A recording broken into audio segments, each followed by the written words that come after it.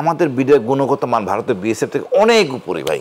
এর অস্ত্রের প্যাটার্ন, দক্ষতা, ট্রেনিং তো আমরা করি, মিলিটারি অফিসার ট্রেনিং করাই, কমান্ডো আমরা করি। আজকের বিডিআর দেখেন, হাসিনার বিডিআর দেখেন, সেম ডিজি, সে তো হাসিনার সময় ছিল, দেখেন কতটা নতজানু ছিল, তার ক্ষিপ্ততা দেখেন। আমরা একটা বাঘকে শিয়াল বানিয়ে রাখছিলাম। পৃথিবীর ইতিহাসে এরকম কোনো ঘটনা ঘটে নাই, একসাথে 57 জন অফিসার মারা যাওয়া পৃথিবীর ইতিহাসে ঘটে নাই। আমি এটাও আশা করি না পৃথিবীর ইতিহাসে এই জিনিসটা ঘটুক। এটা সুপরিকল্পিত একটা হত্যাকাণ্ড। এবং আমরা যে বড়ই বাড়ি এবং যে আমরা যে বলি রৌমারির যে ঘটনা, তার প্রতিশোধ একটা নেওয়া দরকার ছিল ভারতের বিএসএফ এর। ভারতের বিএসএফ, আপনি তো তার অপারেশনে, সেই অপারেশনে ছিলেন। আমরা ওই অপারেশনে ছিলাম না, একটা না কোনটায় যেন আমি রাইখানছড়িতে ছিলাম। রাইখানছড়িতে আমরা যুদ্ধই করতাম মূলত। বাট আমাদের বিডিআর গুণগত মান ভারতের বিএসএফ থেকে অনেক উপরে ভাই। এর অস্ত্রের প্যাটার্ন, দক্ষতা, ট্রেনিং তো আমরা করি, মিলিটারি অফিসার ট্রেনিং করাই, কমান্ডো আমরা করি। ভারতের বিএসএফ ট্রেনিং করায় কারা? ওদের অফিসার কারা? জাস্ট আমাদের আনসারের সমসাময়িক বলতে পারেন বড় জোর। তো এই বাহিনীর একটা ক্ষতি করার দরকার ছিল। ওদের মূল পরিকল্পনা ছিল বিডিআর থেকে যেন সেনাবাহিনী প্রত্যাহার হয়ে যায়, সিভিল দ্বারা পরিচালিত হোক আনসারের মতো, আর সেনাবাহিনীর যাতে বিডিআর ভেঙে ফেলা হয়। একই সাথে আপনার একটা প্রতিশোধ, বিএসএফ এর মান উঁচু করার জন্য প্রতিশোধ, এটা সম্পূর্ণ একটা গোয়েন্দা পরিকল্পনার মাধ্যমে এটা করা হয়। সার্বিকভাবে তৎকালীন প্রধানমন্ত্রী শেখ হাসিনা জড়িত।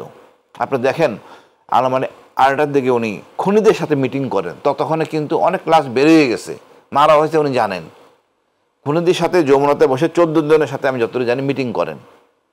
সেনাপ্রধান ছিলেন যেন আমাদের মইনু আহমেদ, আমি বলে একটা অথর্ব সেনাপ্রধান, যিনি নিজ যোগ্যতা প্রমাণ করতে পারেন নাই, ওই মিটিংও থাকেন নাই। খুনিদের সাথে আবার মিটিং কি? আর শেখ হাসিনা কবে থেকে সমর বিশেষজ্ঞ হলেন আমি জানি না, কি অভিজ্ঞতা তারা আছেন। ওখানে উচিত ছিল পুরানো এক্সপার্ট জেনারেলদের নিয়ে আসা, এক্সপার্ট সেনাপ্রধানদের নিয়ে আসা, আলোচনা করা। আসলে সরকার নিজে জড়িত। আমি যে বললাম সব সরকারি বাহিনী এই জিনিসটা বাইর করতে হবে দেশের সাথে, জনগণের স্বার্থে। ফ্যাসিস্ট হাসিনা তার কার্যক্রম শুরু করে বিডিআর হত্যার মাধ্যমে, এর মাধ্যমে সে আস্তে আস্তে শুরু করে। আপনার 57 জন অফিসারের কথা বলতেছেন, এরপরে বহু 57 বার চলে গেছে এই ঘটনার সাথে জড়িত হয়ে হৃদয় খোলানোর জন্য অনেক অফিসার, আমরা শত শত অফিসার বঞ্চিত হয়েছি হাসিনা দ্বারা। এবং আমাদের যারা সিনিয়র জেনারেল ছিলেন তারাও অনেকটা জিম্মি ছিলেন। আজকের বিডিআর দেখেন, হাসিনার বিডিআর দেখেন, সেম ডিজি ও আছে আমার জুনিয়র, সে তো হাসিনার সময় ছিল, দেখেন কতটা নতজানু ছিল।